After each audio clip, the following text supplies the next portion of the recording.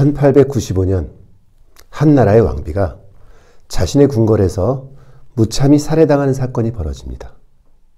바로 고종의 왕비였던 명성황후가 경복궁에서 살해당하는 사건.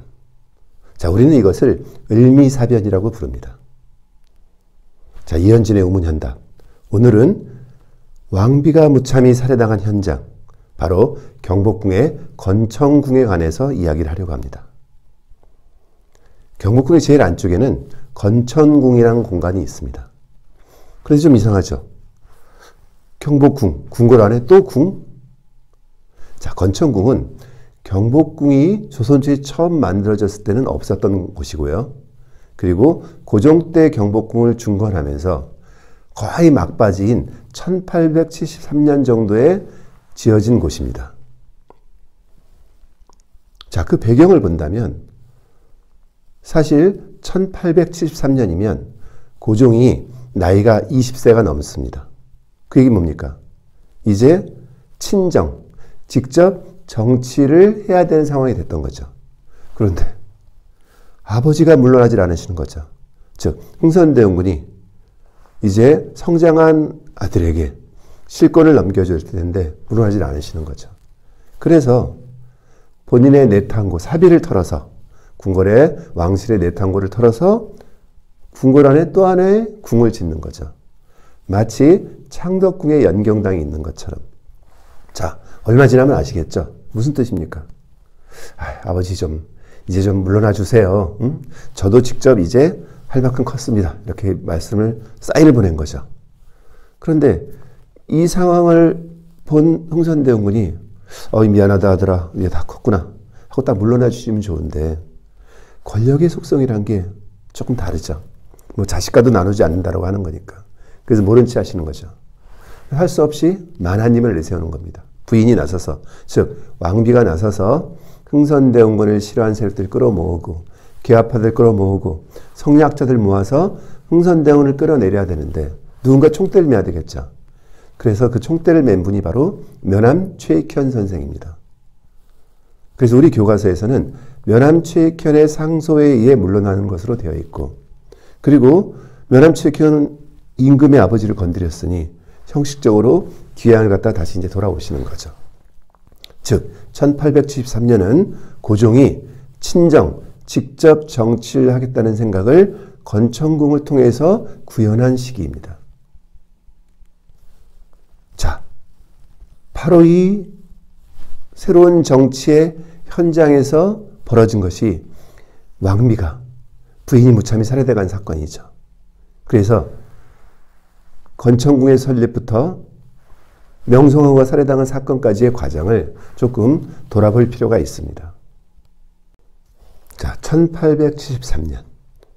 자, 1840년대부터 50년대, 60년대, 70년대를 거치면서 동아시아는 세계사의 격동의 현장이 되어가고 있습니다. 동아시아의 맹주였던 청나라는 이미 아편전쟁에서 깨지고 북경천진 다 점령당하고 거의 종이 호랑이처럼 되어가고 있던 상황이고, 그리고 일본 역시 마찬가지죠. 미국의 페리제독의 대포멸방에 깜짝 놀라서 개항을 하게 되고, 그래서 이 동아시아를 둘러싸고 서양의 많은 열강들이 패권을 차지하기 위해서 갈기갈기 찢어내고 몰아치고 있던 그런 상황이었던 거죠. 그러니까 이런 상황들을 슬기롭게 분석하고 정리하고 해나가야 되는, 풀어나가야 하는 과정들이, 그런 식견이 우리에게 필요한데, 흥선대원군이 물러나고 나서 권력을 쥔 사람들이 대부분이 민씨의 척족 세력들이었고, 이들이 이런 상황들을 슬기롭게 대처해 나갈 능력이 부족했던 거죠. 오히려 자신들의 이권을 채우는데 더 몰두했었고, 그래서 결국 10년 만에 벌어지는 것이 뭐냐면 1882년에 임오군란이 벌어집니다. 그래서 왕비를 죽이라 하고 구식군대와 성난 민중들이 당시는 창덕궁을 쳐들어갔죠. 그래서 당시는 왕비가 죽은 걸로 알고 있었지만 사실 왕비는 장원으로 피난을 갔고, 그 과정에서 다시 권력을 쥔 것이 흥선대원군입니다. 이 흥선대원군이 왕비가 죽었다라고 선언하고 장례까지 치르려는데, 사실 이제 피난 갔던 명성황후가 편지를 보낸 거죠. 아, 저 살아있어요, 고종에게. 그러나 이제 흥선대원이 권력을 쥐고 있으니 더 올라올 수가 없으니까. 그래서 할 수 없이 누구랑? 청나라 군대를 끌어들이는 거죠. 그래서 위안스카이랑 손을 잡고 흥선대원군을 중국으로 다시 납치해 갑니다. 그러고 나서 다시 서울로 복귀를 하고 한양으로 복귀를 하고 권력을 찾게 되는 거죠. 자, 이제 이런 조선에 도움을 줬던 청나라 군대가 그냥 있을 리는 없는 거죠. 그래서 국방권 내나 외교권 뭐 간섭하기 시작합니다. 야, 이놈들한테 나를 맡겼더니 지금 큰일이죠. 저 세력들은 안 되겠다. 그래서 사실은 아직은 조금 준비가 덜 된 젊은 청년들이 일으킨 것이 바로 우정국 사건을 계기로 한 갑신정변입니다. 물론 3일 만에 실패로 돌아갔지만, 그러니까 이렇게 복잡한 정치적 상황들이 지금 벌어지고 있는 것이 조선의 상황이었었고, 그리고 이제 10년쯤 지나면 동학혁명이 일어납니다. 그리고 동학혁명을 핑계로 청나라 일본 군대가 조선에 들어왔고, 자, 이들이 동학이 끝났음에도 불구하고 자신들이 조선의 패권을 둘러싸고 전쟁을 일으키는 거죠. 그것이 청일전쟁의 시작입니다. 그런데 이 청일전쟁이 생각지도 않게 일본의 승리로 끝이 나는 거죠. 뭐 성완전투, 풍도 앞바다, 뭐 나중에 평양까지. 그러니까 아시아의 맹주였던 청나라가 정말 이가 빠진 호랑이라는 걸 딱 보여줘 버린 겁니다. 그 전쟁이 졌으니까 배상을 하게 돼 있죠. 이때 청나라가 일본에게 내준 것이 요동반도를 내줬고 대만을 내줬고 그리고 팽호도라고 하는 섬 지역을 내줬습니다. 그런데 대만이나 팽호도는 섬이라 별 크게 문제는 없었어요. 문제가 됐던 것이 바로 요동반도죠. 바로 이 동아시아의 이권을 둘러싸고 밀려왔던 서양 세력들, 특히 러시아의 남진, 그러니까 이들이 요동반도를 차지하는 일본에 대해서 되게 경계를 할 수밖에 없었습니다. 그래서 우리 교과서에서는 일본의 입장에서 본다면 독일, 프랑스, 러시아의 개입이죠. 그들의 간섭, 즉 삼국 간섭이라는 표현이 되어 있는 그 세 나라의 요청에 의해서 뭡니까? 요동반도를 일본이 청나라에 돌려주게 됩니다. 일본이 청나라한테는 이겼지만 아직은 러시아를 상대로 하기 조금 어려웠었죠. 물론 10년쯤 준비해서 러일 전쟁에서 이깁니다만, 자, 어쨌든 이 과정을 누가 봤습니까? 우리 명성황후가 면밀히 살펴본 거죠. 야, 옛날부터 우리 아버지 나라 같은 센 나라, 청나라가 제일 센 줄 알았더니 누구? 일본에게 꼼짝 못하고, 자, 일본이 제일 셀 줄 알았더니 또 러시아한테 꼼짝 못하는 거야. 러시아랑 친하게 지내야 되겠다 하고 급격하게 러시아랑 친하게 지내가는 거죠.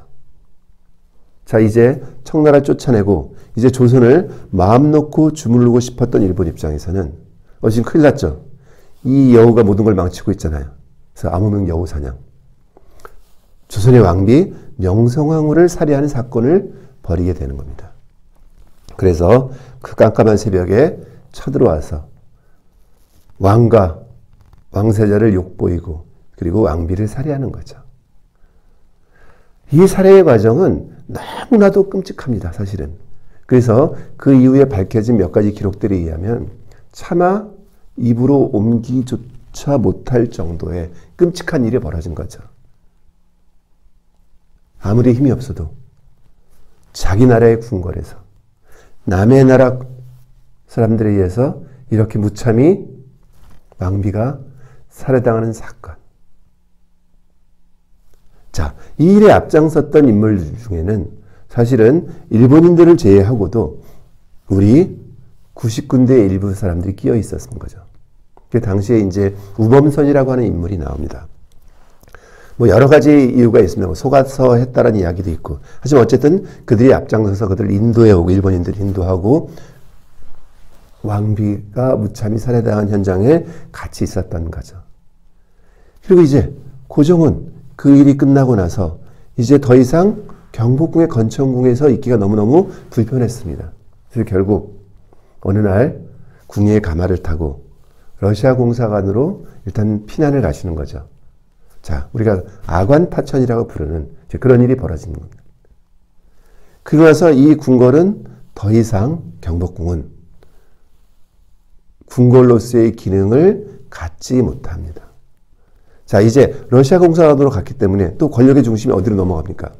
러시아로 넘어갔죠. 그러니까 이제 이 일본군의 협조에서 이 만행에 앞장섰던 사람들은 전부 피난을 갈 수밖에 없어요. 그래서 당시 그 우범선이라는 인물이 일본으로 피난을 가서 일본 여자랑 결혼을 하고 거기서 아이를 낳습니다.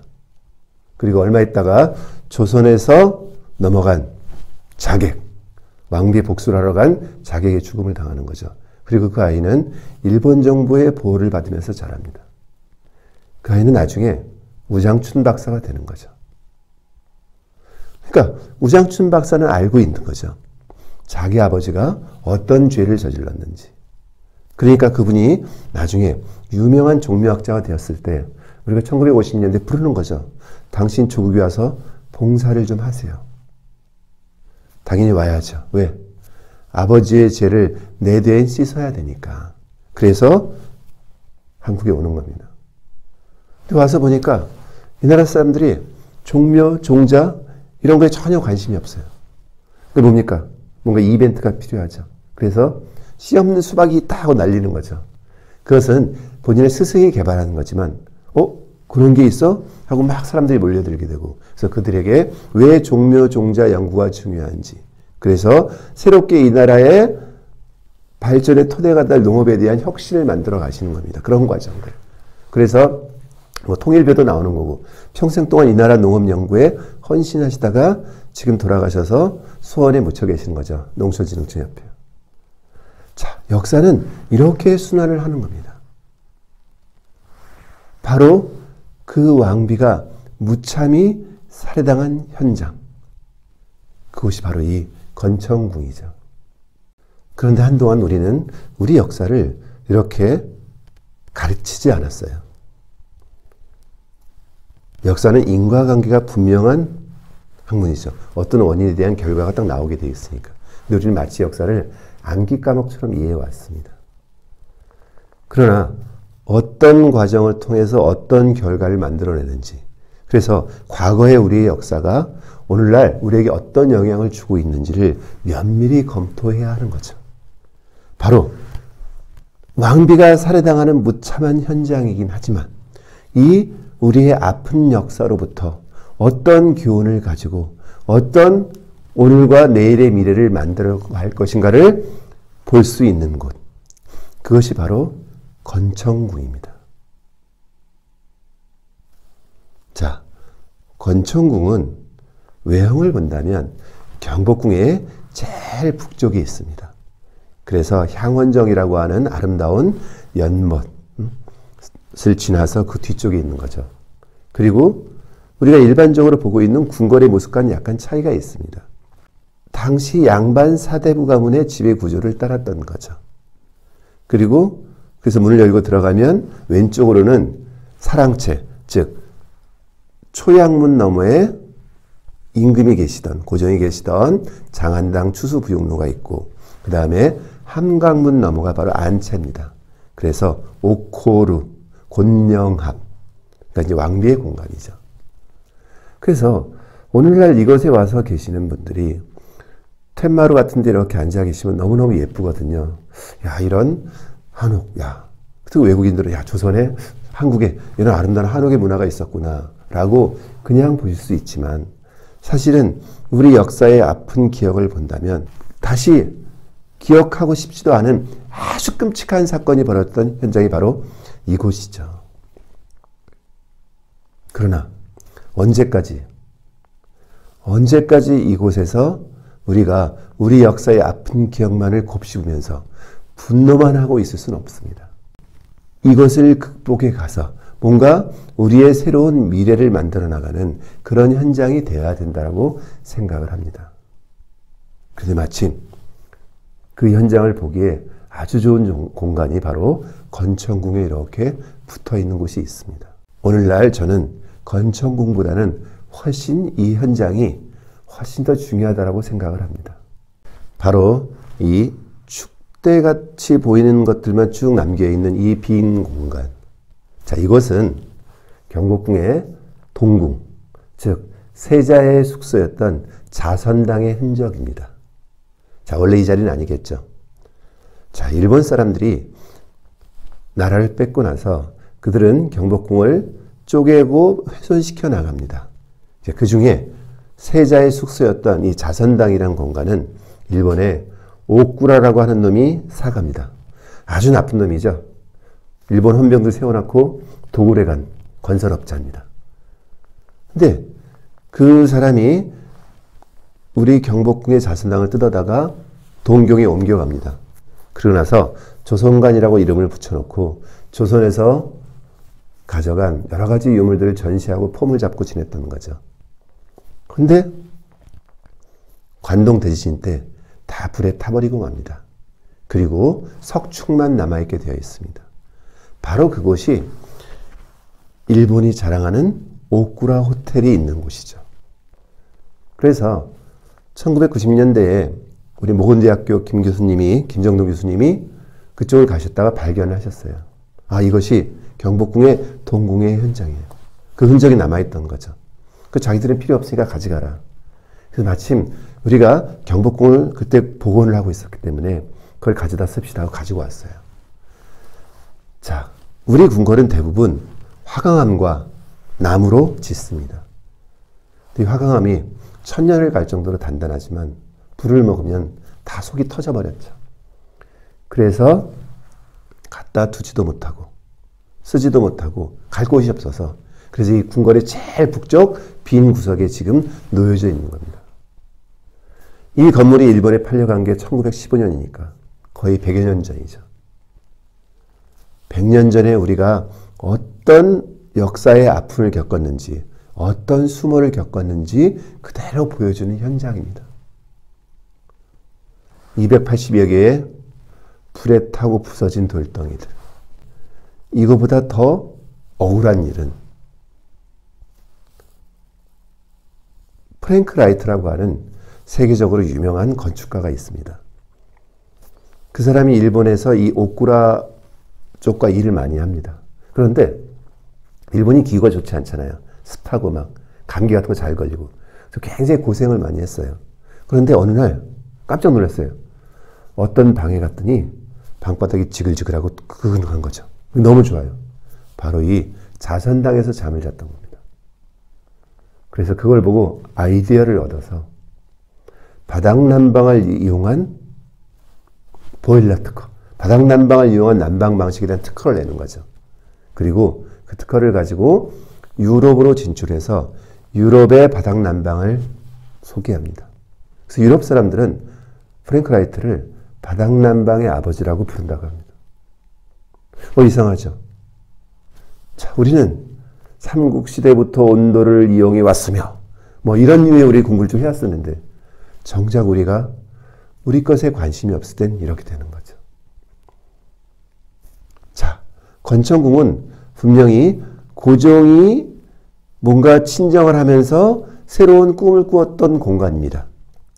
그리고 나라의 상황은 어려워져서 결국 그 공간은 일본인에 의해서 무참히 부인이 살해당하는 아주 참혹한 수모의 현장으로 변했어요. 그러나 언제까지 우리가 분노만 하고 수모만 생각하면서 갈 수 있을까요? 이겨내야 되는 거죠. 자, 그것을 이기기 위해서 우리가 무엇을 해야 되는지.